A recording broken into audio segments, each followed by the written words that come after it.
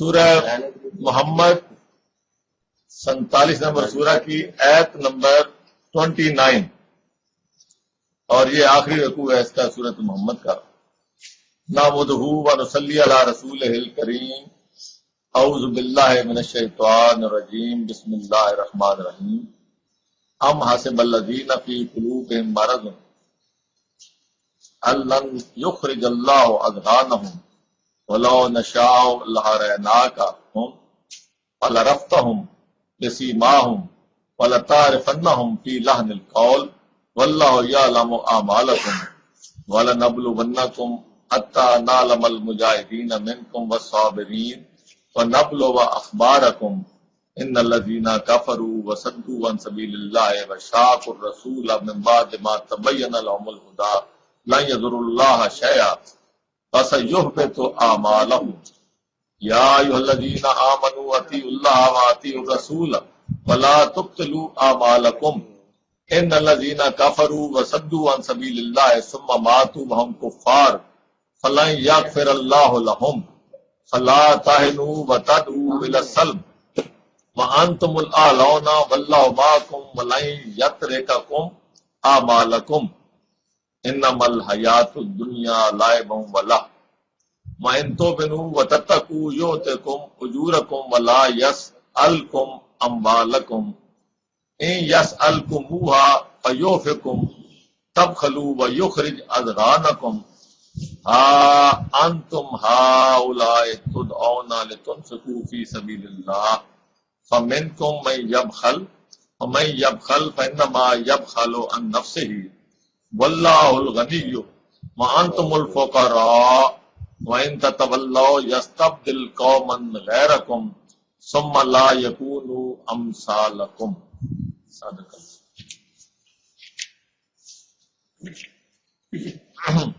جہاں سے یہ بات سورہ محمد کی شروع ہوئی تھی، وہیں پہ آ کے اللہ پاک نے اس کے حوالے سے بات کی ہے۔ اس سے پہلے جو بات آئی ہے وہ یہی تھی کہ افلا یتدبرون القرآن ام علی قلوب اقفالھا، کہ یہ لوگ قرآن میں غور و فکر کیوں نہیں کرتے؟ کیا ان کے دلوں کے اوپر تالے لگے ہوئے ہیں، قفل پڑے ہوئے ہیں؟ اور اقفال و ہا جو ہے، ہا کی ضمیر جو ہے وہ دوسروں کے نظریات کی طرف ہے، یعنی جن لوگوں کے ساتھ یہ وابستہ ہے، ہا کی ضمیر ان کی طرف ہے کہ جن لوگوں کے ساتھ یہ وابستہ ہے، جس فرقے کے ساتھ وابستہ ہیں، جن نظریات کے ساتھ وابستہ ہیں، کیا قرآن میں تدبر کرنے میں انہوں نے ان کے دلوں پہ کوئی تالے لگا دیے؟ اور واقعی تالے لگ جاتے ہیں، تب بھی انسان جو ہے وہ اپنی اس میں اپنی رو میں چلتا رہتا ہے، اپنی ڈگر پہ قائم رہتا ہے۔ قرآن بیان کرو بھی تو وہ اس کے اوپر سے گزر جاتا ہے، وہ سمجھتا ہے کہ ہمارے آباء و اجداد، ہمارے بزرگ، ہمارے امام وہ کوئی غلط تھے۔ سوال ہی پیدا ہوتا ہے کہ قرآن وہی ہے جو ان کے اماموں کے پاس تھا، قرآن وہی ہے جو ان کے بزرگوں کے پاس تھا، اور قرآن وہی ہے جو آج ان کے سامنے ہے۔ یہ بات وہ تب کریں کہ آج ان کے سامنے قرآن نہیں ہے، پھر وہ کہیں جی ان کے سامنے تو بہت سارے مختلف علوم موجود تھے، قرآن موجود تھا، ان سے انہوں نے ایک معاملہ ڈرائیو کیا، ایک عقیدہ بنایا، اور آج ہم اس پر قائم ہے مجبوری کی حالت میں کہ ہمارے پاس کوئی اور ذریعہ نہیں۔ لیکن اللہ پاک ہر دور میں ہر انسان کے ایک ایک فرد کو خطاب کر رہے ہیں، ہر ایک کے سامنے، کیونکہ کیا ہر ایک سے پوچھتے ہیں کہ تم قرآن میں غور و فکر کیوں نہیں کرتے؟ یہ قرآن میں غور و فکر کرنے کی دعوت، یا یہ اس کے ساتھ اوپر ایک ڈانٹ کہ کیا تمہارے دلوں پر کفل پڑ گئے ہیں ان کے؟ یہ ثابت کر رہی ہے کہ ہر انسان قرآن میں غور و فکر کرنے کا مکلف ہے۔ اللہ پاک ہر ایک سے پوچھیں گے کہ تم نے قرآن میں غور و فکر کیوں نہیں کیا؟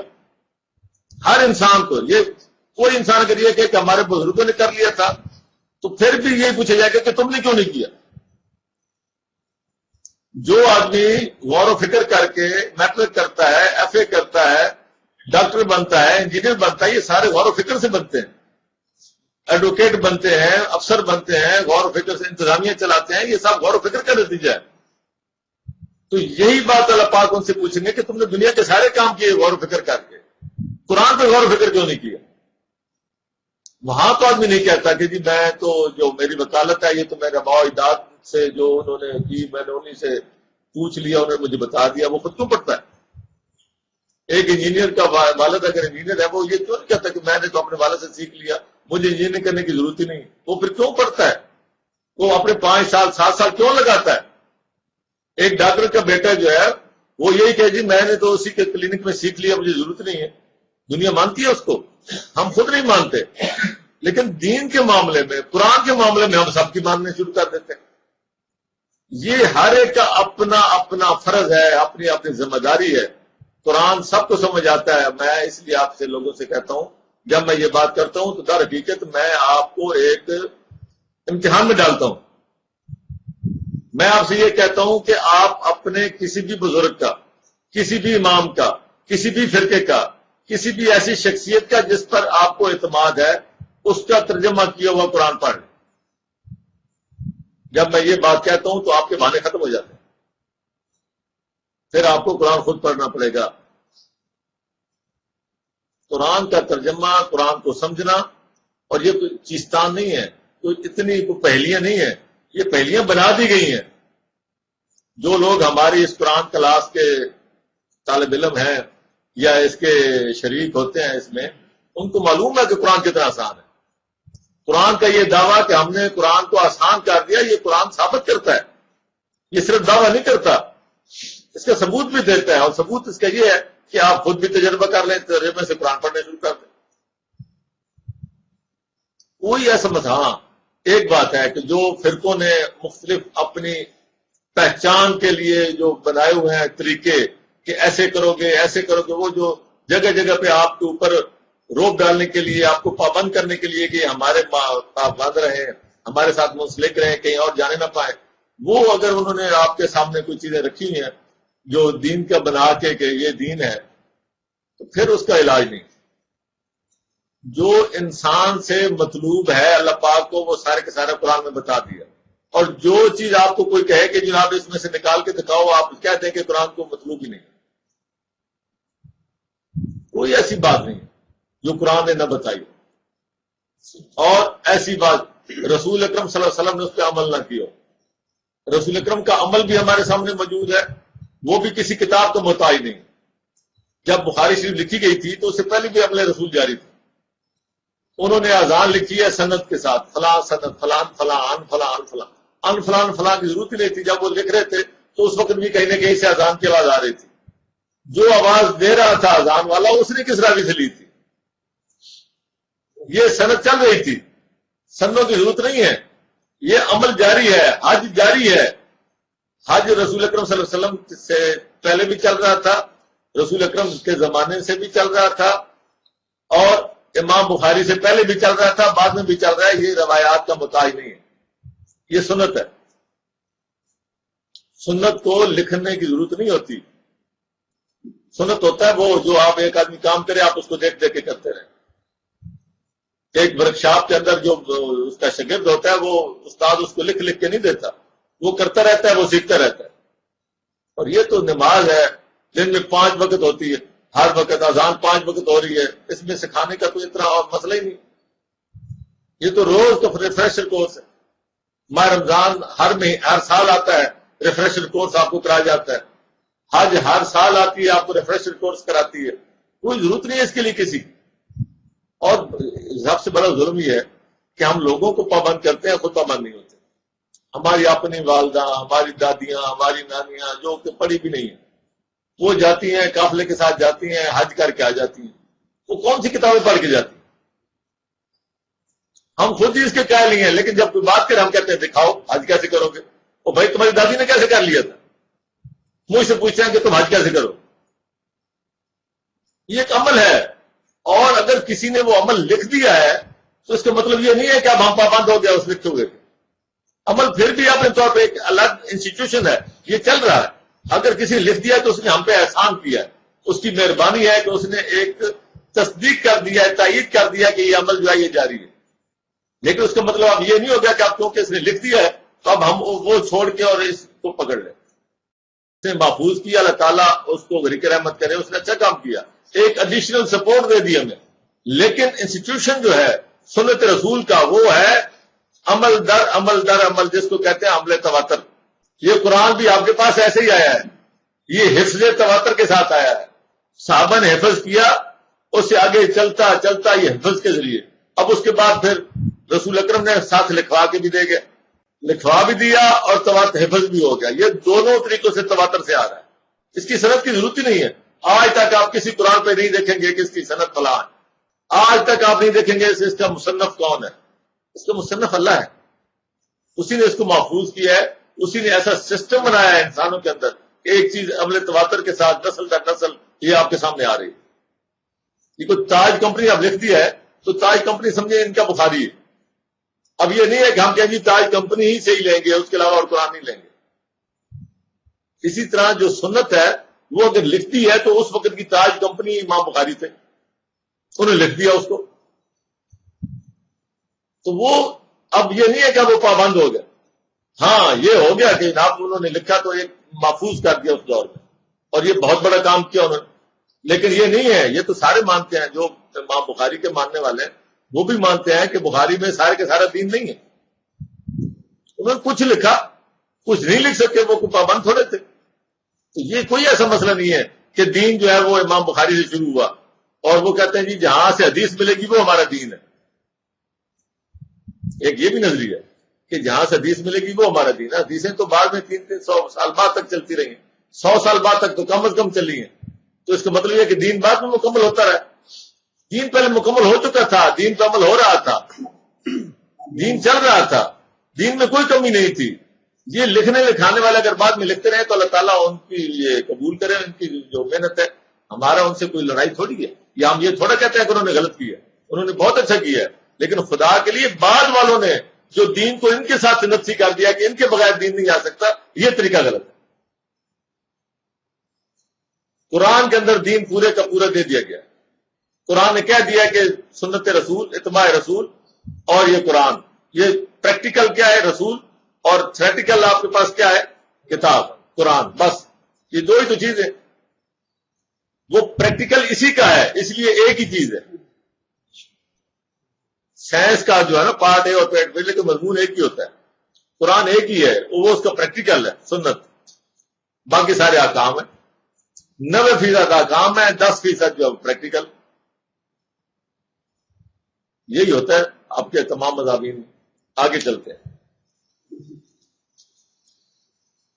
تو اس کے بعد جو قرآن کی طرف غور نہیں کرتے، تو آپ جب ہم آج کا رکوع شروع کر رہے ہیں تو اس سے پہلی آیت ذالک بانہم اتبعوا ما اسخط اللہ وکرہوا رضوانہ فاحبط اعمالہم، کہ یہ ان کو جو تکلیفیں قیامت کے دن ملیں گی، جو لوگ قرآن میں غور نہیں کرتے ان کے ساتھ اللہ پاک نے فرمایا کہ وہ کیا ہے، وہ جو ما انزل اللہ ہے اسے اقرار کرتے ہیں، اس سے دور بھاگتے ہیں، اور اگر وہ دور بھاگیں گے تو ان کو کیا ہوگی، سزا ملے گی، اور سزا اس وجہ سے ملے گی کہ انہوں نے جس چیز سے اللہ ناخوش ہے یہ اس کے پیچھے چلتے ہیں۔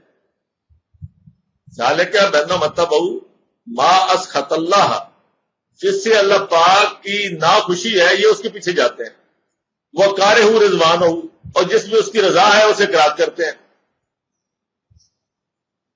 اللہ کی رضا تو اس بات میں ہے نا، نبی کریم صلی اللہ علیہ وسلم نے خود فرمایا، کہو ان سے قل اوحی الی ھذا القرآن، یہ میری طرف قرآن نازل کیا گیا ہے۔ کیوں نازل کیا گیا؟ لِأُنذِرَکُم بِہ، تاکہ میں اس کے ذریعے تمہیں آگاہ کروں۔ رسول اکرم کی اپنی ڈیوائس، ان کی اپنا جو ذخیرہ تھا، جو ان کا اپنا طریقہ تھا، وہ کیا تھے؟ انذار کس سے کرتے تھے؟ قرآن سے۔ وَأَنذِرْ بِہ، جگہ جگہ کہا گیا وَأَنذِرْ بِہ، اسی قرآن کے ذریعے انذار کرو، قرآن کے ساتھ انذار کرو۔ قرآن ایک ایسی چیز ہے جو مکمل ہے، ہر لحاظ سے انسانیت کو اتنا مکمل پیغام دنیا میں نہ اس سے پہلے کسی کتاب سے ملا ہے، نہ اس کی بعد کسی کتاب سے ملا ہے۔ یہ ایسی چیز ہے جو باقاعدہ ثابت شدہ ہے، کوئی کتاب نہ اس سے پہلے کی نہ اس کی بعد کی، جنہوں نے اس سے نقل ماری ہے وہ بھی نہیں کر سکے، نقل مار کر بھی وہ نہیں بات بیان کر سکے جو قرآن نے بیان کی۔ اور جو پہلے والے ہیں، جو اللہ پاک نے نازل کیا تھا وہ یہی تھا، بعد والوں نے اس میں کیا کی تھی؟ آمیزش کر دی، آج دنیا کے پاس قرآن سے پہلے جتنی علمی کتابیں ہیں وہ ساری کی ساری ملاوٹ آمیزش انسانی کلام کے ساتھ ملی ہوئی، ان میں یہ پتہ نہیں چلتا قرآنی کلام کہاں ہے، الہامی کلام کہاں ہے، انسانی کلام کہاں ہے۔ یہ قرآن ایک ایسی چیز ہے جو الف سے لے کے سین تک، الحم سے لے کے والناس تک پورے کا پورا سارے کا سارا الہامی اس پہ موجود ہے۔ ہم حاسب الذین فی قلوب مرض، کیا جن لوگوں کے دلوں کے اندر مرض ہے وہ کیا انہوں نے یہ گمان کر لیا ہے کہ اللہ یخرج اللہ اذغانہم، کہ ان کے اندر کی جو بیماری ہے، ان کے اندر کے جو چھپی باتیں ہیں، اللہ پاک ان کو ظاہر نہیں کرے گا۔ وَلَوْ نَشَاءُ، اور اگر ہم چاہتے، لَأَرَيْنَاكُمْ لَأَرَيْنَاكَهُمْ فَلَعَرَفْتَهُمْ، ہم تم کو وہ دکھا بھی دیتے اور ان کو عرفتہم، ان کے چہرے بھی تمہیں دکھا دیتے۔ جن لوگوں کے یہ وتیرہ ہے ان کا انجام بھی ہم آپ کو دکھا دیتے اور ان کو چہروں سے بھی آپ کو دکھا دیتے، بسیماہم، ان کی پیشانیوں سے آپ پہچان لیتے، وَلَتَعْرِفَنَّهُمْ فِي لَحْنِ الْقَوْلِ،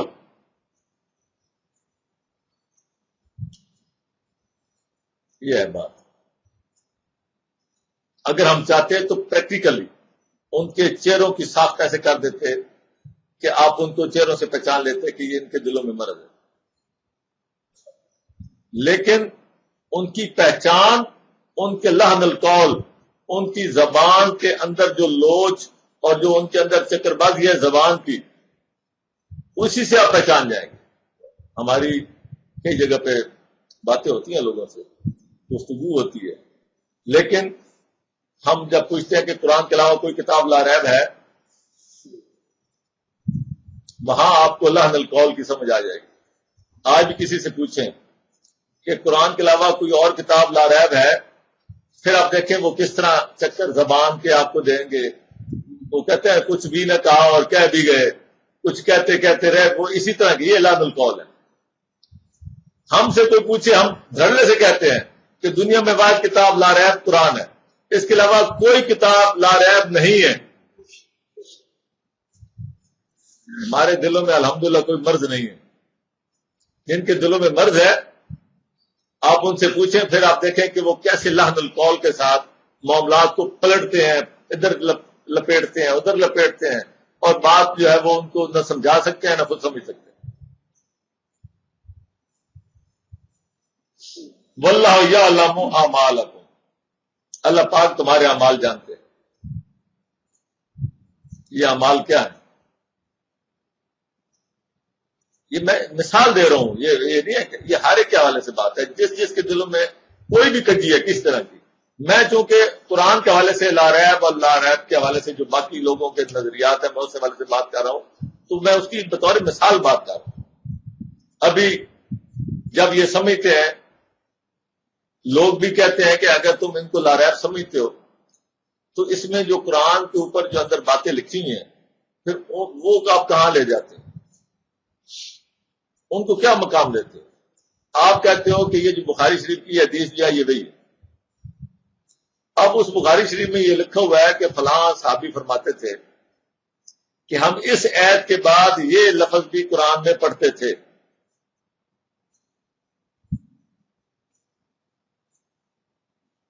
یہ اگر آپ تفسیر ابن کثیر پڑھیں تو آپ کو جگہ جگہ یہ باتیں ملیں گی کہ فلاں صحابی کی قرت میں یہ آیت بھی تھی، آیت کا یہ ٹکڑا بھی تھا۔ جب ہم انہیں کہتے ہیں کہ جب تم کہتے ہو کہ یہ جو ہے یہ بھی وہی ہے، تو اگر وہ وہی ہے تو اس میں اگر وہ صحابی جو تھے وہ یہ آیت پڑھتے تھے ٹکڑا، تو وہ آپ قرآن میں ڈالتے کیوں نہیں؟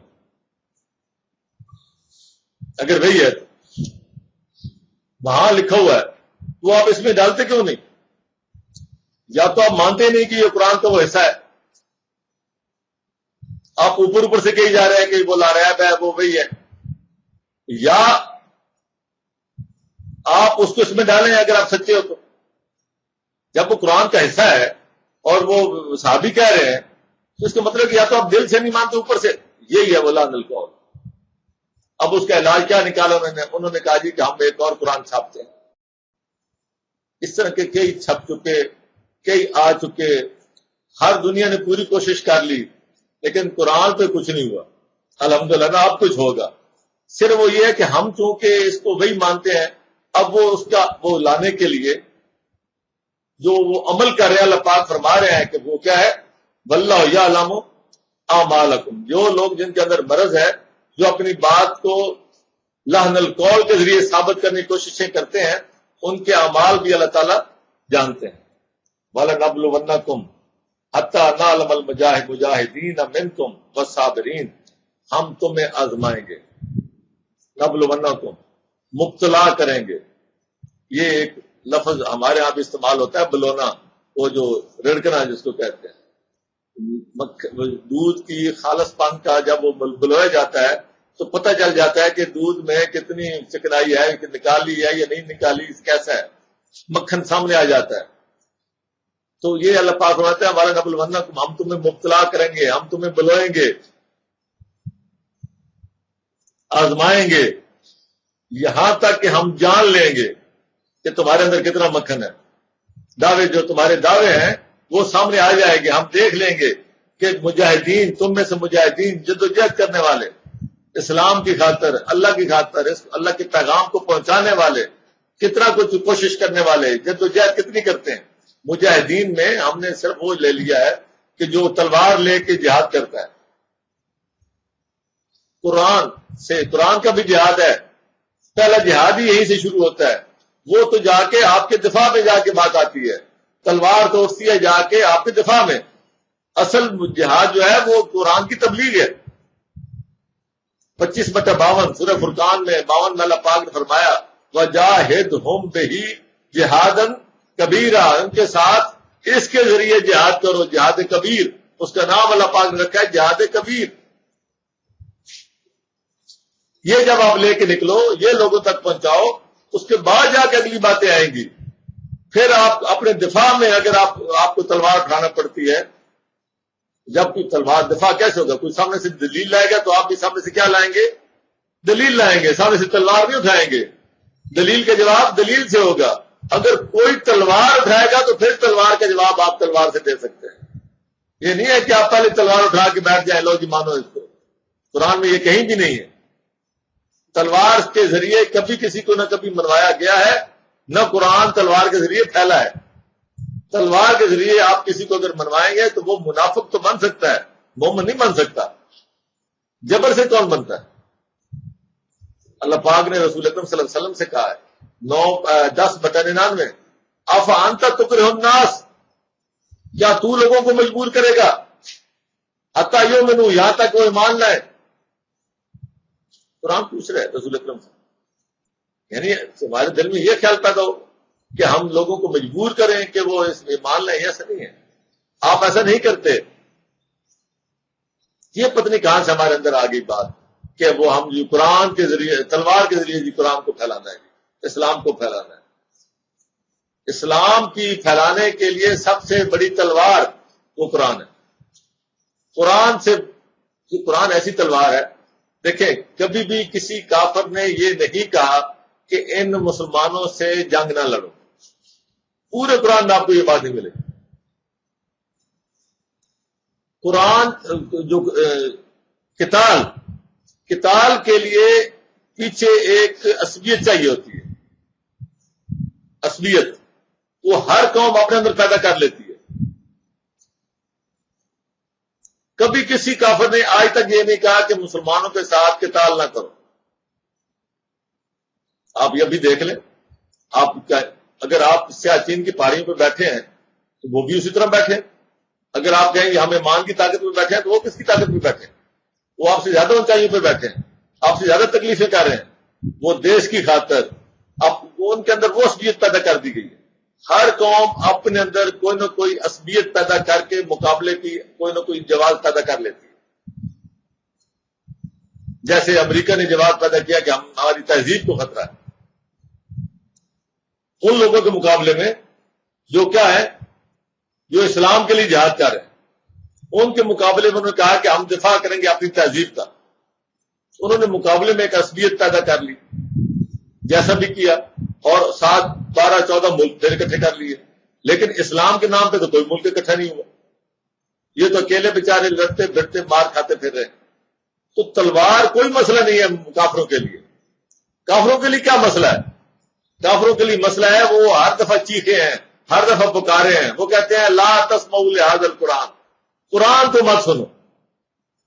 یہ ان کے لیے ایٹم بم ہے، یہ ان کے لیے تلوار ہے. تو اسلام کے پھیلانے کی اصل تلوار جو ہے وہ قرآن ہے. اسی لیے اللہ پاک نے فرمایا وجاہدہم بہ جہادا کبیرا، جہاد کبیر اس کے ذریعے ہونا ہے.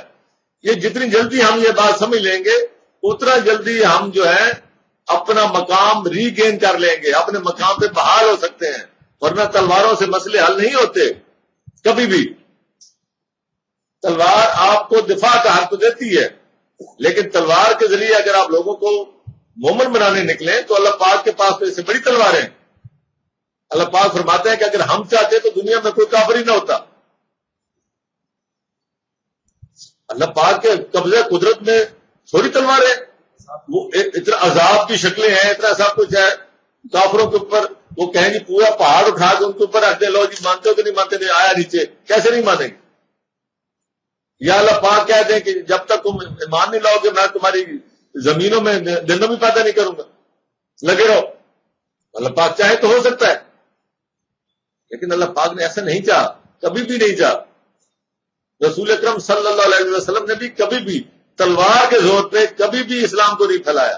یہ غلط فہمی ہے. سب سے پہلی جنگ جو ہوئی ہے وہ دفاعی جنگ تھی، جنگ بدر جو مدینہ کی دہلیز پہ ہوئی ہے. دوسری جنگ جنگ احد وہ بھی مدینہ کی دہلیز پہ ہوئی ہے، دفاعی جنگ تھی. تیسری جنگ آپ کو خندق کھودنی پڑی اپنے دفاع کے لیے کہ تلوار بھی نہ اٹھانی پڑے، جان چھوٹ جائے ان سے، وہ بھی دفاعی جنگ تھی. یہ ساری دفاعی جنگیں تھیں.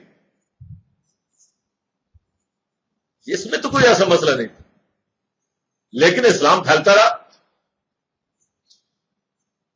تو یہ وَلَنَبْلُوَنَّكُمْ حَتَّىٰ نَعْلَمَ الْمُجَاهِدِينَ مِنكُمْ وَالصَّابِرِينَ، کہ تم میں سے جو جہاد کرنے والے، دین کے لیے جدوجہد کرنے والے، ہم دیکھیں گے ان کو، ہم آزمائیں گے اور پھر دیکھیں گے. اور والصابرین، اور پھر جو ثابت قدم رہتے ہیں. ثابت قدمی ہی تو آزمائی جاتی ہے. جب تک آزمائش نہ ہو تو وہ سارے مجنون ہیں. ہر بندہ کہتا ہے میں مجنون ہوں. جب آزمائش ہوتی ہے تو پتہ لگتا ہے کہ چوری کھانے والا کون ہے اور خون دینے والا کون ہے. یہ آزمائش میں پتہ چلتا ہے. تو یہ اللہ پاک فرما رہے ہیں کہ ہم دیکھیں گے. صرف تمہاری زبانی باتیں نہیں ہیں کہ بھئی ہم بڑے جہاد کرنے والے ہیں، ہم دین کے لیے جان دینے والے ہیں. ہم دیکھیں گے، آزمائیں گے، اس کے بعد تمہارے فیصلے کریں گے. وَنَبْلُوَ أَخْبَارَكُمْ، اور ہم تمہاری جو زبان کی باتیں ہیں، جو تم خبریں دیتے ہو، ہم ان کو آزمائیں گے. تمہاری باتوں کو بھی آزمائیں گے، تمہارے عمل سے بھی تمہیں آزمائیں گے، ہر معاملے میں تمہیں آزمائیں گے. پیسے سے آزمائیں گے، ہر لحاظ سے کہاں کہاں کیا خرچ کرتے ہو، دین کے لیے کیا خرچ کر رہے ہو. ان الذین کفروا وصدوا عن سبیل اللہ، وہ لوگ، بے شک وہ لوگ جنہوں نے کفر کیا، وصدوا عن سبیل اللہ، اور اللہ کے راستے سے روکا. یہ ہے اصل بات، اللہ کے راستے سے روکا. اس کا مطلب ہے کہ اللہ کے راستے کی طرف دعوت بھی ہونی چاہیے. دعوت ہوگی تو کوئی روکنے والا ہوگا. یہ کشمکش ہے، دعوت دینے والے بھی ہوں گے اور دعوت کو روکنے والے بھی ہوں گے. تو جب تک آپ دعوت نہیں دیں گے، دعوت کو روکنے والے بھی نکھر کر سامنے نہیں آئیں گے، تو ان پر بھی حجت پوری نہیں ہوگی. وہ بھی تب کافر کہلائیں گے. ان الذین کفروا، وہ کافر تب کہلائیں گے. ورنہ تو یہ سب ایک جیسے چل رہے ہیں، نہ پتہ چل رہا ہے کہ وہ کون ہے، یہ کون ہے، بس ٹھیک ہے جی، تجھ کو پڑھائی کیا پڑھی اپنی لپیٹ. تو یہ کوئی دعوت نہیں. قرآن کی دعوت جو ہوتی ہے وہ، یہ میں آپ کو بتاؤں، یہ قرآن کی دعوت جو ہم بات کر رہے ہیں یہ بھی دعوت نہیں ہے. جو ہم یہاں بیٹھے ہیں یہ دعوت نہیں ہے. یہ تو ہم سمجھنے کی کوشش کر رہے ہیں کہ قرآن کیا کہہ رہا ہے. دعوت ہے کہ جب پتھر آئے آپ کے سر میں لگے، سمجھے آپ کی دعوت شروع ہو.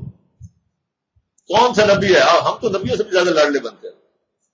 نہیں کیسے گئے، جس کو شاعر نہیں کہا گیا، جس کو مجنون نہیں کہا گیا، جس کو کاذب نہیں کہا گیا، کون سا نبی ہے؟ یہ ہے دعوت. پتہ چلتا ہے. تو یہی فرمایا ان الذین کفروا وصدوا عن سبیل اللہ. وشاق الرسول، اور جنہوں نے رسول کی مخالفت کی، من بعد ما تبین لهم الہدی، اس کے بعد یہ ساری دیکھیں من بعد، قرآن سمجھنے کی کوشش کریں، من بعد ما تبین لهم الہدی، یہ ہوم کی ضمیر کن کی طرف ہے؟ ذرا سوچیں، جب تک ان کے سامنے الہدا نکھر کر سامنے نہیں آ گیا، وضاحت نہیں کر دی گئی، کن کے سامنے؟ کافروا، اللہ آپ کا بھلا کرے۔ تو کب ہم نے کیا یہ کام؟ یہی تو بات ہے، جب تک ہم ان کے سامنے یہ کام نہیں لائیں گے اس وقت تک ان پر بھی حجت پوری نہیں ہوگی۔ اللہ پاک ان کے ہاتھوں ہمیں ذلیل اور رسوا کرواتے رہیں گے، کیونکہ ہم اپنی ڈیوٹی نہیں دے رہے، ہم اور طرف نکل گئے، قرآن کو چھوڑ کے ہم فرقوں میں بٹ گئے۔ ہم یہاں سے جاتے ہیں، آپ اخبار پڑھ رہے ہیں، وہاں پیر صاحب فلاں امیر صاحب فلاں جماعت کے امیر ایئرپورٹ پہ واپس آ گیا، مداحوں نے ان کے استقبال کیا، اتنے بندے جی وہ وہاں تبلیغ سے مسلمان کر کے آئے۔ ہر کوئی اپنے اپنی فرقے میں جا رہا ہے، فرقے بنا رہا ہے، فرقوں کی یہ تبلیغ ہو رہی ہے، یہاں بھی بات ہو رہی ہے فرقوں کی، ہر کوئی اپنے اپنے فرقوں کو پروموٹ کرنے میں لگا ہوا ہے، اللہ کے کلام کو پروموٹ کرنے میں ایک بھی نہیں ہے کہ اللہ جو اخلاص کے ساتھ جو بھی قرآن کی بات کرتا ہے اپنے فرقے کے لحاظ سے کرتا ہے، اس کے پیچھے لالچ اپنے فرقے کا ہوتا ہے۔ جو آدمی قرآن پڑھتا ہے اپنے فرقے کی اینک سے پڑھتا ہے۔ جس دن ہم مسلم بن کے قرآن پڑھیں گے، جس دن ہم مسلم کی پروموشن کے لیے قرآن پڑھیں گے، وہ ہوگا اصل بات۔ اور آگے اس میں آیا ہے لا یضر اللہ شیئا، یہ کافر جو ہے یہ اللہ تعالیٰ کا کچھ بھی نقصان نہیں کر سکتے۔ اگر ہم قرآن کی تبلیغ کی حجت ایک دفعہ پوری کر دیں تو یہی کافر جو ہے یہ آپ کے آگے بے بس ہو جائیں گے۔ بس یحبط اعمالہم، اور ان کے اعمال جو ہے وہ سارے کے سارے ضبط ہو جائیں گے۔ اب اسی بنیاد کو لے کے آگے بات چل رہی ہے، یا ایھا الذین آمنوا، وہاں تھی کافروں کی بات، مومنوں کے حوالے سے بات کی تھی کہ کافروں کے سامنے اگر تم یہ سارا معاملہ سامنے لے جاؤ، تبین لہم الہدی، ان کے سامنے الہدا کی وضاحت پوری کر دو، تمہارے سامنے ہو چکی، تمہارے سامنے ہو چکی قرآن اور سنت۔ قرآن اور سنت پہ کسی کا کوئی اختلاف نہیں ہے، میں آپ کو یہ بتا دوں، قرآن اور سنت کی بنیاد پہ کوئی فرقہ نہیں ہے۔ اس کی سب سے بڑی مثال، حج میں جب جاتے ہیں تمام دنیا سے ہے، تمام فرقے آتے ہیں، لیکن ایک امام کے پیچھے نماز پڑھتے ہیں۔ اس کا مطلب کہ نماز میں کوئی مسئلہ نہیں ہے۔ سنت پہ کوئی فرقہ نہیں بنتا، فرقے بنتے ہیں آگے اپنی اپنی اجاراداریاں قائم کرنے کے لیے، آگے آگے نئے عقیدے کرنے کے لیے، ہر کوئی اپنا اپنا لباس کا نیا رنگ، نیا آہنگ، نیا ڈھنگ بنا لیتا ہے، ٹوپیاں تک بدل جاتی ہیں۔ ٹوپی ایک کی سفید ٹوپی پہنی ہوتی ہے، لیکن ٹوپی سے سفید ٹوپی سے دور سے پہچانا جاتا ہے کہ یہ کوئی اور گروہ کا ہے۔ ٹوپی کے سٹائل میں بھی فرق ہوتا ہے، کوئی 4 کونوں والی، دو کونوں والی، کوئی 3 کونوں والی، دور سے پتہ چلتا ہے کہ ہمارا بندہ ہے۔ یہ رنگ آہنگ اور ڈھنگ سے یہ فرقے کی پہچان ہے۔ یا ایھا الذین آمنوا، اے مومنو، اطیعوا اللہ، اللہ کی اطاعت کرو، واطیعوا الرسول، اور رسول کی اطاعت کرو۔ یہ ہے قرآن و سنت۔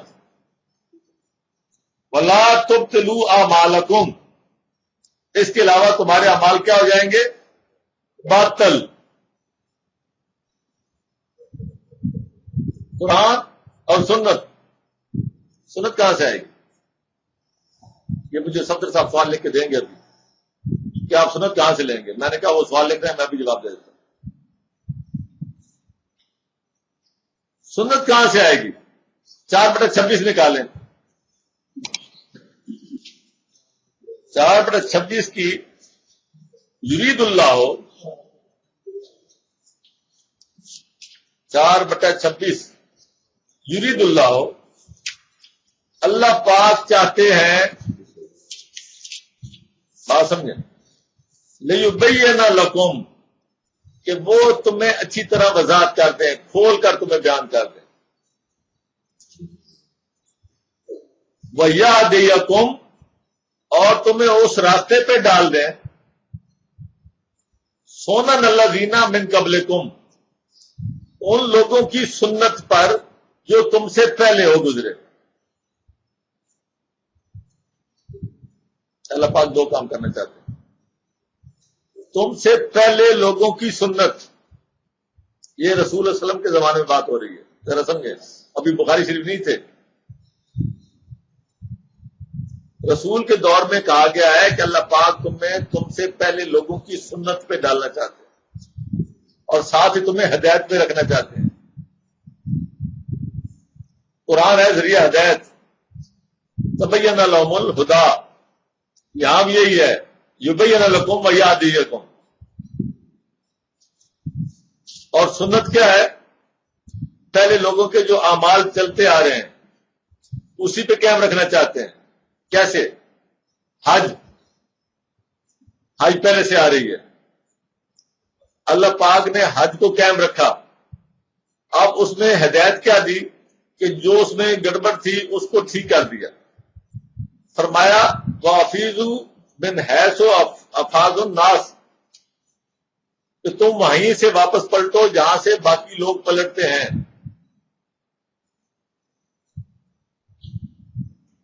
کچھ لوگ راستے سے پلٹ آتے تھے، یہ گڑبڑ تھی، یہ خود ساختہ بات ہے، اللہ پاک نے وہاں تصحیح کر دی، ایسا نہ کرو، یعنی جو سنت میں رکھنا دازی ہوئی تھی اس کو اپنے کلام سے ٹھیک کر دیا۔ اسی طرح اللہ پاک فرمایا کتب علیکم الصیام کما کتب علی الذین، جیسے تم سے پہلے، اور وہاں ٹھیک کیا کیا؟ اللہ پاک فرمایا کہ ہم نے جو روزے کی راتیں ہیں وہ تمہارے لیے حلال کر دی، باقی تمام سنتے قائم رکھی۔ اب روزے کے معاملے میں اب جیسے پہلے قوموں پہ تھا ویسے ہی ہمارے اوپر ہے، اب ان قوموں نے اگر ضائع کر دیا تو کرتے رہے، لیکن اللہ پاک نے قرآن کے ذریعے ہماری سنت کو درست کر دیا اور آگے چلایا۔ ایک اور جگہ پہ بات آتی ہے جہاں حضرت ابراہیم کے حوالے سے آتی ہے، ان اول الناس بے ابراہیم للذین اتبعوہ، ابراہیم کی قربت کے دعوے دار یا اصل حقدار تو وہ لوگ ہیں، اب حقدار تو وہ بھی بنے ہوئے تھے جو مشرکین مکہ تھے، وہ بھی اپنے آپ کو ملت ابراہیم کہلاتے تھے، حج کرتے تھے، بیت اللہ کے وارث تھے، بیت اللہ کو بیت اللہ ہی مانتے تھے، وہ انہوں نے اپنا قبضہ نہیں کیا ہوا تھا کہ اب یہ کوئی بیت ابو جہل ہے یا بیت اللہ ہے، وہ اللہ کا ہی گھر مانتے تھے، حج اسی طرح کا کرتے تھے، لبیک اللہم لبیک یہ وہیں سے آ رہا ہے، یہ کوئی نیا نہیں ہے جو اللہ پاک نے دیا ہے، لیکن ان میں جو شرک تھا اس کو نکال دیا۔ رسول اکرم صلی اللہ علیہ وسلم نے خانہ کعبہ کی کوئی نئی تعمیر تو نہیں کی، آپ نے کیا کیا کہ اس میں سے جو شرک تھے، جو بت وغیرہ رکھے تھے، ان کو صاف کر دیا۔ خانہ کعبہ تو وہی تھا، وہیں آپ بھی نماز پہلے بھی پڑھتے رہے، بعد میں بھی آپ پڑھتے رہے، تو اسے فرق کچھ بھی نہیں پڑا، شرک کو خالی صاف کر دیا۔ جو اللہ تعالیٰ کا منشا ہے کہ خالص اللہ کے لیے ہر کام ہو جائے وہی ہے، سنت میں سارا کام خالص اللہ کے لیے ہوتا ہے۔ اللہ پاک فرمایا کہ ہم تمہیں چاہتے ہیں کہ تمہیں ان لوگوں پر لائیں پہلے لوگوں کی سنت پہ۔ اب پہلے لوگوں کی سنت پر لانے کے لیے کیا کوئی پہلے روایات کی یا حدیث کی کوئی کتابیں موجود تھیں؟ یہ سنت کہاں سے لی گئی؟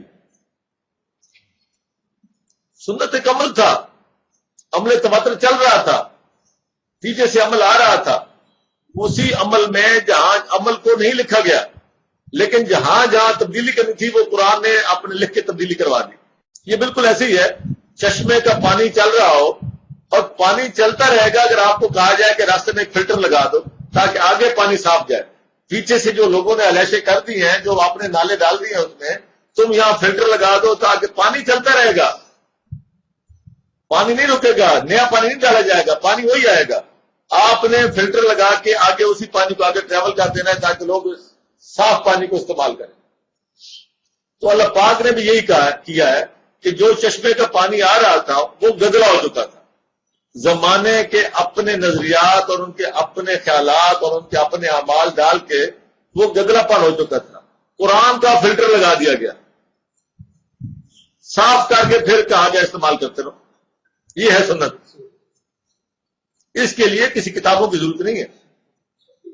لِيَهْدِيَكُمْ سُنَنَ الَّذِينَ مِن قَبْلِكُمْ, پہلی جو سنتے ہیں اس پر چلانے کے لیے کتابوں کی ضرورت نہیں تھی. آگے نا یا ایھا الذین آمنوا اطیعوا اللہ واطیعوا الرسول ولا تبطلوا اعمالکم, اللہ اور اس کے رسول کی اطاعت قرآن اور سنت پر آ جاؤ اور اپنے اعمال کو کیا کرو, باطل مت کرا دو, ورنہ تمہارے اعمال باطل ہو جائیں گے. ہمارے یہاں طبقہ پیدا ہو گیا اہل قرآن جو سنت سے فارغ, دوسری طرف ایسے طبقے پیدا ہوئے ہیں پہلے کے جو سنت کے ساتھ اور بڑے کوئی ساتھ لپیٹ میں لیے. ہم چاہتے ہیں کہ افراد اور تفرید دونوں سے بچو, نہ ان جیسے ہو جاؤ کہ جو سنت سے فارغ, نہ ان جیسے ہو جاؤ جو سنت کے ساتھ اور باقی ساری چیزیں بھی لگا جاؤ کہیں یہ بھی اسلام ہے. اطیعوا اللہ واطیعوا الرسول ولا تبطلوا اعمالکم ان الذین کفروا, بے شک وہ لوگ جو کافر ہوئے, وصدوا عن سبیل اللہ, اور اللہ کے راستے سے روکتے رہے, ثم ماتوا, اور وہ اسی پر مرے, وہم کفار, اور کفر کی حالت میں ہی مرے, یعنی اللہ کے راستے سے روکتے ہوئے مرے اور کافر ہی رہے. فَلَن يَغْفِرَ اللَّهُ لَهُمْ, اللہ پاک ان کو کبھی معاف نہیں کرے گا. اب یہاں ایک نکتہ ہے تھوڑا سا, یہ شرط ہے جس پہ مغفرت نہیں ہونی. اس کے علاوہ اگر کچھ کمی ہے آپ کے رویے میں تو ہو سکتا ہے اللہ پاک کی طرف سے آپ کی مغفرت کے امکانات ہیں, لیکن اللہ پاک نے فرمایا کہ شرک کی کبھی مغفرت نہیں ہوگی. لیکن ایک کام یہ ہے, ان الذین کفروا وصدوا عن سبیل اللہ, جو اللہ کے راستے سے روکیں گے. اللہ کا راستہ کیا ہے؟ یہی قرآن.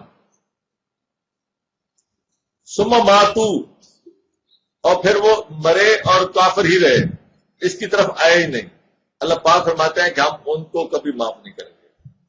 اب آگے بات آ رہی ہے کہ وہ جو ہمارے ذمہ کام تھا اسی حوالے سے جو کہا گیا تھا کہ من بعد ما تبین لهم الہدی, جہاں میں بات کی تھی کہ کافروں کے سامنے آپ نے قرآن کو کھول کے ان کو بیان کرنا ہے, ان کی تبلیغ کرنی ہے. ھذا بلاغ للناس, قرآن کہتا ہے 14/52, ھذا بلاغ للناس. ذرا بات سمجھیں, قرآن کہتا ہے رسول اکرم سے, قل انی رسول اللہ علیکم, میں تم سب کی طرف, قل یا ایھا الناس, قل یا ایھا الناس انی رسول اللہ علیکم, یعنی اے لوگو, الناس, میں تم سب کی طرف اللہ کا رسول ہوں. اور آگے بات آ رہی ہے 14/52, ھذا بلاغ للناس. آپ الفاظ دیکھیں, ھذا بلاغ للناس, یہ لوگوں تک, تمام انسانیت تک اس کو پہنچانا ہے. یہ نہیں کہا کہ رسول نے پہنچانا ہے, یہ نہیں کہا کہ یہ فلاں نے پہنچانا ہے, علماء نے پہنچانا ہے. ھذا بلاغ للناس, یہاں بات کھول دی ہے, کھلی چھوڑی ہے کہ جس کے ہاتھ میں آئے, جس کو اس کا پتہ چلے, جو جتنا اس کی سمجھتا جائے, اس کی یہ ذمہ داری بنتی ہے کہ یہ پہنچانا ہے, اس نے آگے جانا ہے, جتنا تمہیں ملا ہے اتنا ہی آگے لے جاؤ. ھذا بلاغ للناس, اس کے اندر اتنی بڑی وہ وسعت ہے اس فکرے کے اندر کہ لوگوں تک اس کا جانا ہے, لے جانا اس کا ہے. کس بات کے لیے؟ ھذا بلاغ للناس, وہاں رہے, ھذا بلاغ للناس, یہ کس لیے؟ لینذروا بہ, لینذروا بہ, تاکہ اس کے ذریعے انذار کیا جائے. یہ ہے ذریعہ. کہتے ہیں جی آپ نے فلاں قول نہیں پڑھا, آپ نے فلاں امام کا نہیں پڑھا, آپ نے وہ نہیں پڑھا, آپ نے وہ نہیں پڑھا. قرآن کی آیتیں پڑھتے ہو, کہتے ہیں آپ نے وہ فلاں کے ساتھ پڑھی نہیں, وہ رہتے تو آپ نے ساتھ پڑھی نہیں.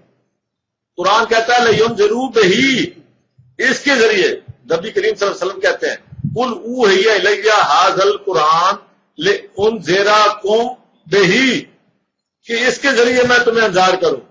اور ہمیں کہا گیا ہے کہ ھذا بلاغ للناس، یہ سب کی ذمہ داری ہے کہ لوگوں تک پہنچایا جائے. اس لیے پہنچایا جائے کہ لِيُنذِرُوا بِهِ، تاکہ ان کو انذار کیا جائے اس کے ساتھ. والے یتذکروا اولو الالباب. میں قرآن کی آیت ٹھیک کر لوں، 14/52.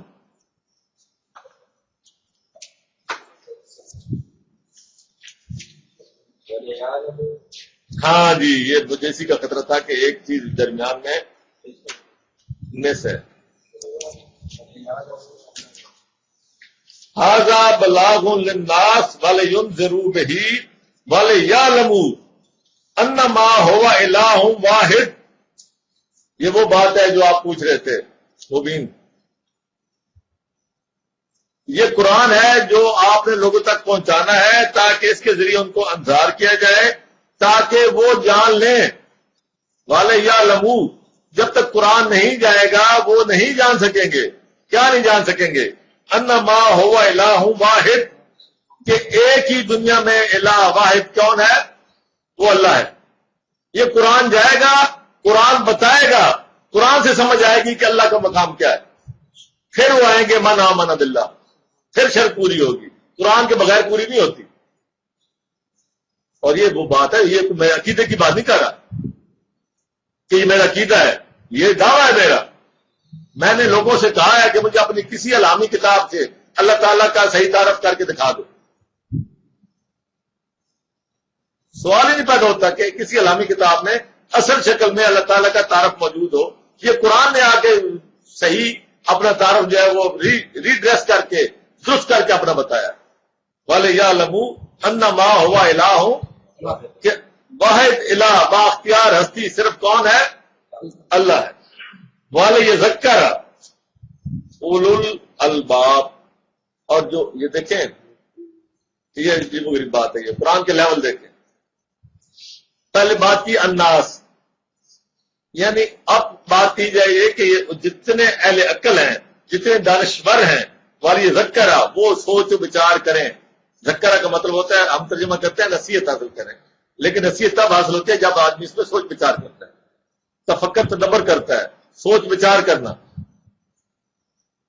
اب دیکھیں یہاں قرآن کی بات کیا ہے. یہ قرآن واحد کتاب ہے جو ایٹ اے ٹائم ہر لیول پہ، طبقہ پہ یہ اپنا کام کرتی ہے. بلاغ للناس ہے. اور اس کے بعد کچھ لوگ تو پہلے سمجھتے ہوں گے، کچھ نہیں سمجھتے، ان کو انذار کرنا ہے.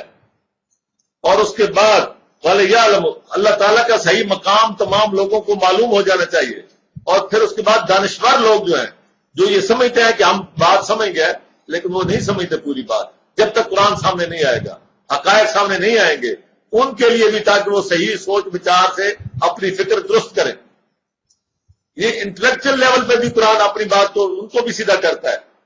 کوئی اس سے ماورا نہیں ہے. یہ ہر لیول پہ اپنا کام کرتا ہے. فَلَا تَهِنُوا وَاتَّقُوا إِلَى السَّلْمِ، تم مت تَهِنُوا، ہمت ہارو. میں نے کہا تھا نا کہ قرآن پہنچانے میں ہم نے قرآن نہیں پہنچایا. قرآن پہنچاؤ گے تو پھر پتہ چلے گا کہ ہمت کیا چیز کا نام. قرآن پہنچاؤ گے تو پتہ لگے گا. اس لیے وہ آزمایا، جو تم آزمائے جاؤ گے، مجاہدین کو، جہاد کرنے والوں کو ہر طرح کے حالات میں ان کو جب لایا جائے گا تو اللہ پاک فرماتا ہے وَلَا تَهِنُوا، فَلَا تَهِنُوا، ہمت مت ہارو. یہ تَهِنُوا کا لفظ جو ہے قرآن میں اور جگہ پہ آیا ہے، لیکن اس کی سب سے بہترین مثال جو ہے وہ ایک حدیث مبارک میں رسول اکرم صلی اللہ علیہ وسلم کی حدیث ہے. ہم سمجھتے ہیں کہ وہ دیکھیں جو قرآن کے مطابق، ہمیں اس سے غرض ہی نہیں ہے اس کی سند کیا ہے. لوگ کہتے ہیں اس کی فلاں آسان، فلاں ان فلاں ان فلاں. ہم کہتے ہیں عامل قرآن، قرآن سے بات آتی ہے. وہاں کی بات، وہاں تو جو انہوں نے سمجھایا ہے، وہاں ہے کیا؟ فرمایا ایک وقت آئے گا دنیا تمہارے اوپر چڑھ دوڑے گی. لوگ دعوت دیں گے ایک دوسرے کو تمہارے خلاف. آج آپ حالات دیکھیں جو کچھ ہے، لیکن ہم کیا کرتے ہیں، ہم اس کو آج ہی منتبک کر لیتے ہیں اور ہم کہتے ہیں دیکھیں یہ بات تو اب قیامت قریب ہوگی. ایسی بات نہیں ہے. یہ معاملہ آج سے نہیں ہے، یہ معاملہ آج سے 1000 سال پہلے بھی یہی تھا. اس وقت بھی یہی کچھ تھا. تمام عیسائی دنیا، یہ فرانس اور سارے بادشاہ بذات خود، اب تو ان کی فوجیں آتی ہیں، کمانڈر آتے ہیں، وہ خود رچرڈ اور لوئی شاہ لوئی نام اور سارے کے سارے اکٹھے، اور ادھر فریڈرک اور کیسر سارے اکٹھے ہو کے جب صلیبی جنگیں ہوئی ہیں تو اس وقت بھی یہی ہوا. یہ ایک دفعہ نہیں ہوا، یہ کئی دفعہ ایسا ہوا ہے. تو کہنے کا مطلب یہ کہ یہ ایسا وقت آئے گا تمہارے اوپر کہ دنیا جو ہے وہ تمہیں کیا کرے گی، دعوت دے گی تمہارے خلاف آؤ. تو صحابہ نے پوچھا کہ یا رسول اللہ اس وقت کیا ہم ان سے تعداد میں کم ہوں گے؟ ہم نے کہا نہیں، تعداد میں بھی تم زیادہ ہوگی، لیکن تمہاری جو حیثیت ہوگی وہ ایسی ہوگی جیسے کہ پانی کے اوپر جھاگ کی ہوتی. جھاگ کا دکھاوا بہت ہوتا ہے، اندر کچھ نہیں ہوتا. ایک چھوٹا سا کنکری مارو تو پھوس ہو جاتا، ریئیکشن ہی نہیں کرتا. جھاگ کی مثال دی ہے. جھاگ کی پتہ ہے نا آپ کو، کسی بھی چیز کے اوپر آپ کنکر مارے ہیں تو وہ ریئیکٹ ہوتا ہے، واپس آتا ہے، آواز دیتا ہے، کچھ نہ کچھ اثر کرتا ہے. جھاگ ایسی ہے کہ ہر چیز ابزارب کر جاتا ہے. ڈرون حملے ہو رہے ہوں، کچھ ہو رہا ہو، مار رہے ہوں، کوٹ رہے ہوں، قیدی بنا رہے ہوں، آپ کے جیب آپ چپ کر کے بیٹھے ہیں، ہر چیز جذب ہضم کرتے جائیں گے. جھاگ کی مثال ہے.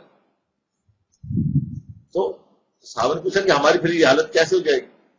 اب میں کہ تمہیں وہن کی بیماری لگے. وہن کی بیماری. صحابہ نے پوچھا وہن کیا ہے؟ ان کا وہن یہ ہے کہ زندگی سے محبت اور موت کا خوف.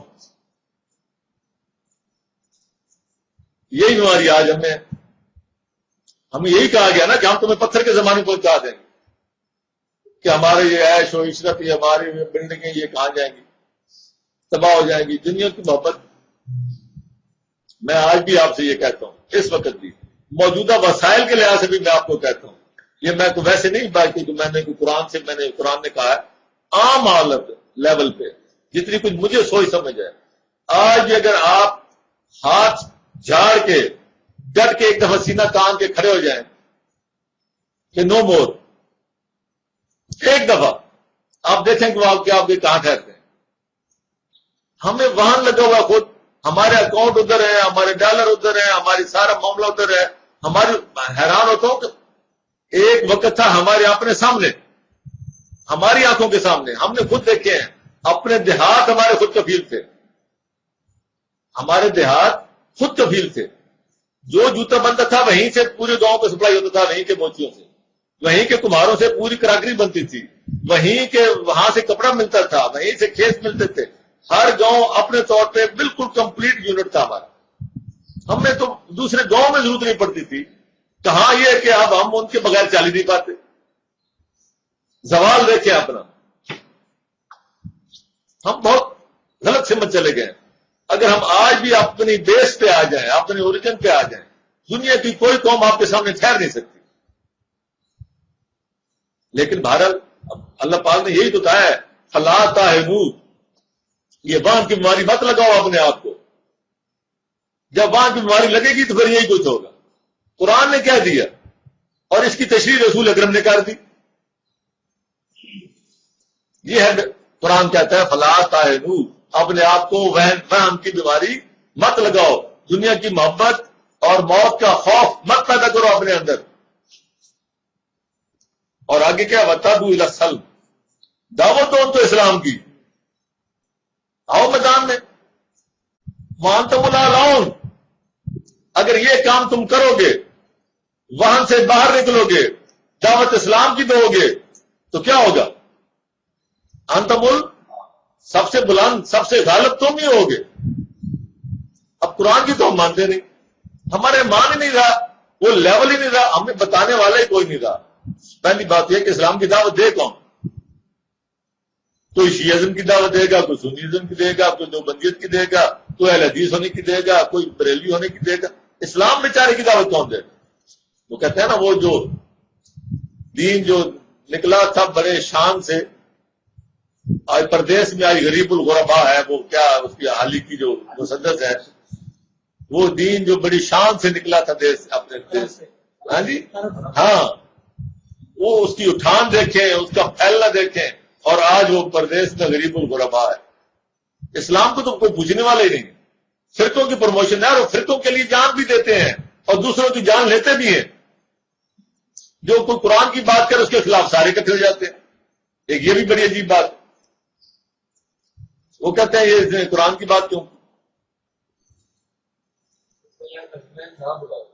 ہاں جی تب وہ بھی بنتا ہے، لیکن میرے نزدیک وہ نہیں ٹھیک، یہ وہ ایسی بات نہیں ہے۔ بتا دوں، وہ اصل میں عربی کے ایک اسلوب ہوتا ہے، اس پہ میں انشاءاللہ پھر بعد میں کبھی بات کروں گا۔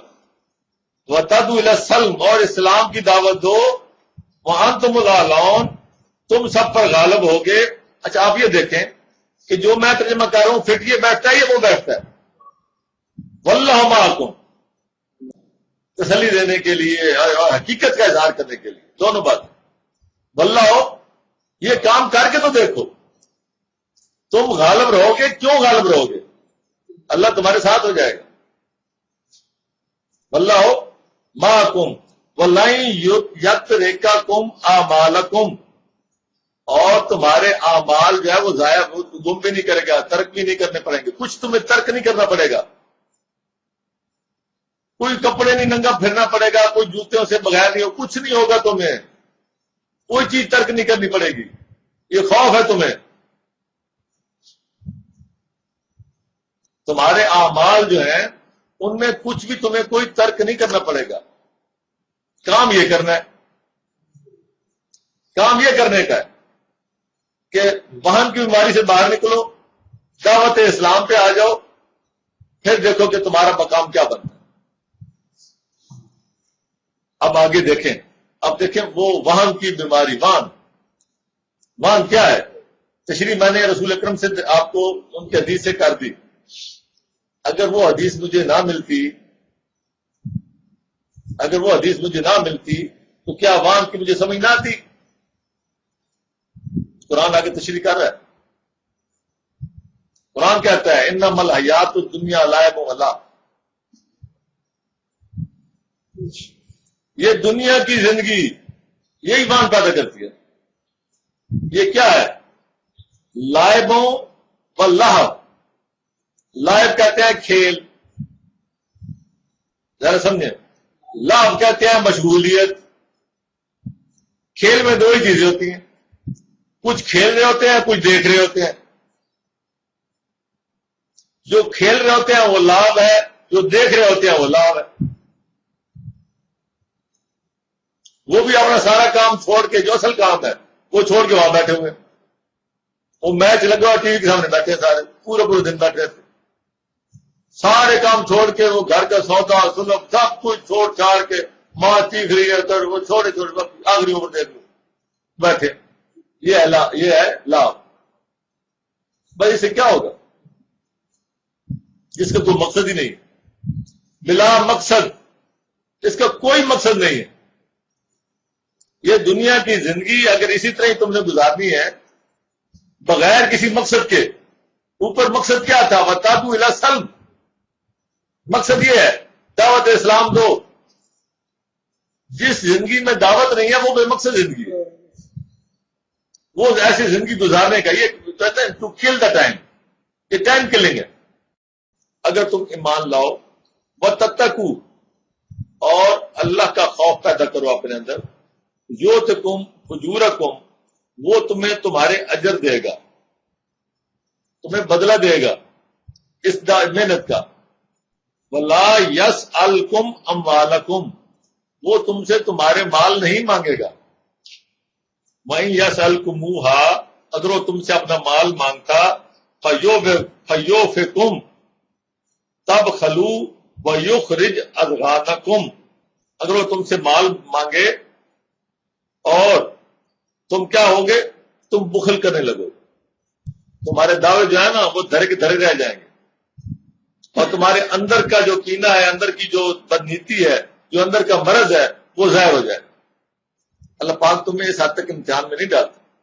ورنہ اگر اللہ سارا مال تو اللہ پاک ہے، وہ اگر آپ کو کہیں کہ سارا مال مجھے دے دو تو دینا پڑے، لیکن اللہ پاک کہتا ہے کہ ہم نہیں لیتے. ایک خاص آتا ہے، ہا انتم ہاؤلائے، یہ تم لوگ ہو، یہ صرف تمہارا خاصا ہے، تم کو ہم نے چنا ہوا ہے. ہا انتم ہاؤلائے خود اونا، جو جن کو دعوت دی جاتی ہے، اٹھایا جاتا ہے، بلایا جاتا ہے، آؤ کس بات کے لیے؟ لتنفقوا فی سبیل اللہ، کہ اللہ کے راستے میں خرچ کرو.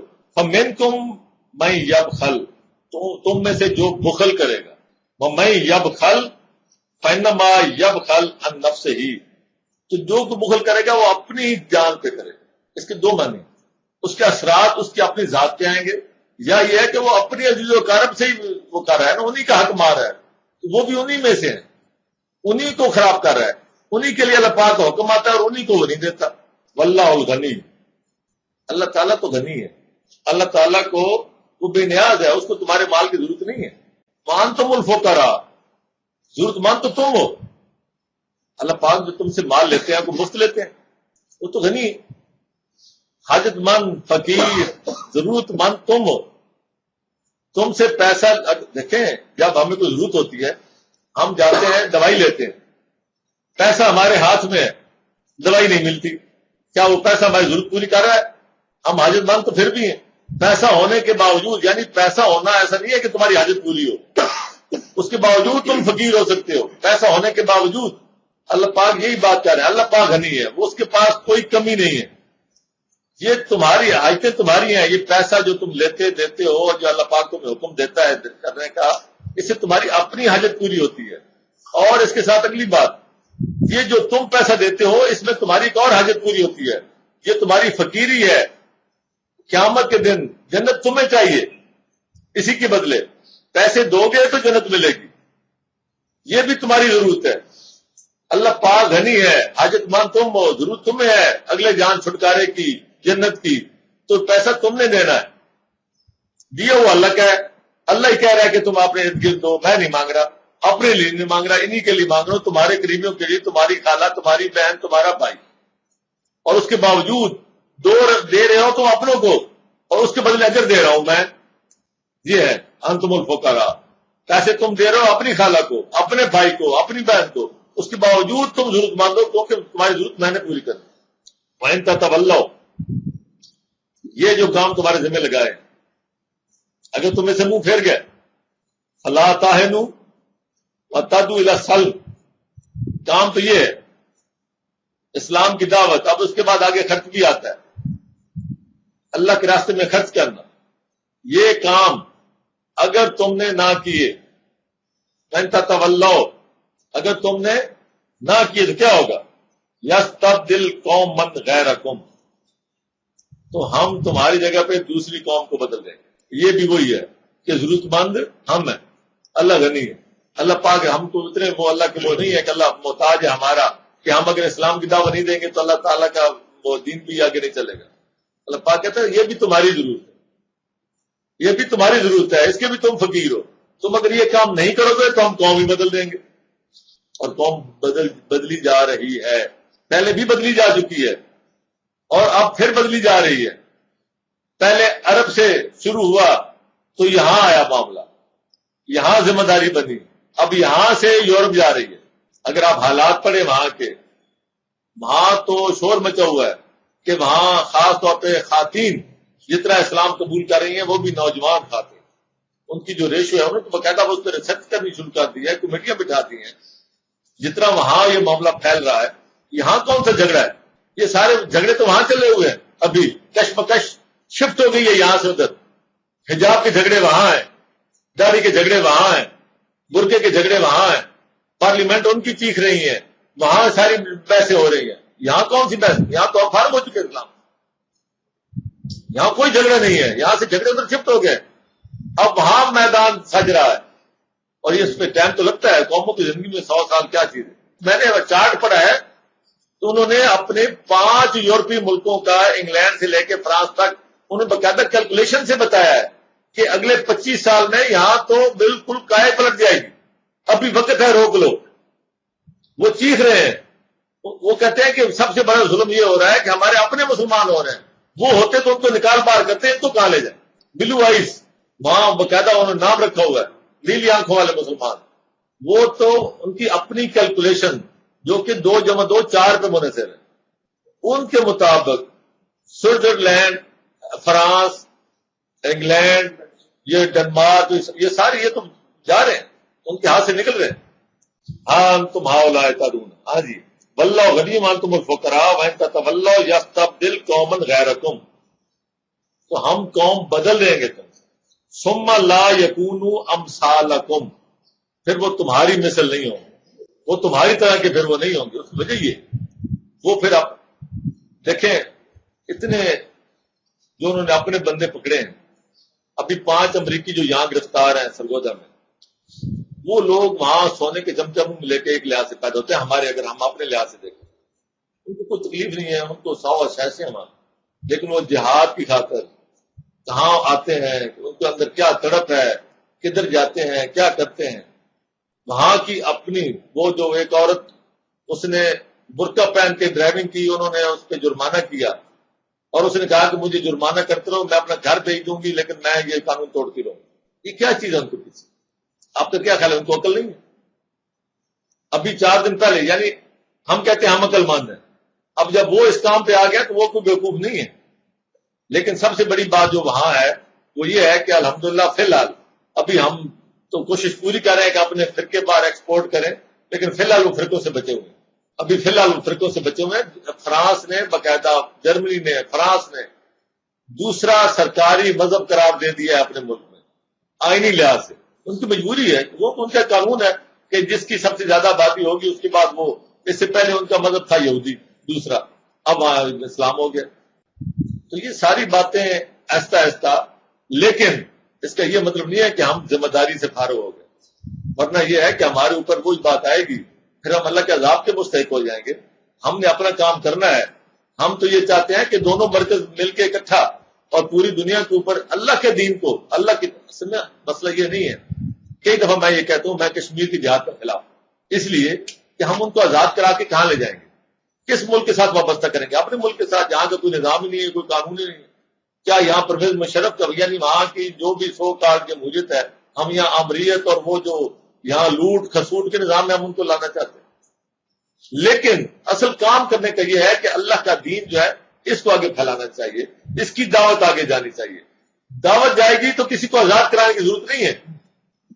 میں کئی دفعہ میں نے آپ کو مثال دی ہے، مصر، یہ مصر ہو، ٹیونس ہو، کیوبا ہو، یہ سارے کے سارے، انڈونیشیا ہو، یہ سارے کے سارے جو ملک تھے یہ عرب نہیں تھے، نہ مصر عرب تھا، نہ ٹیونس عرب تھا، نہ لیبیا عرب تھا، یہ عرب ہے ہی نہیں، لیکن ان کے ذہن فتح ہو گئے، تلواروں سے فتح تو نہیں ہوئے، وہ آج وہ اب سب سے بڑے عرب وہ خود ہیں، تو کہتے ہیں ہم عرب ہیں۔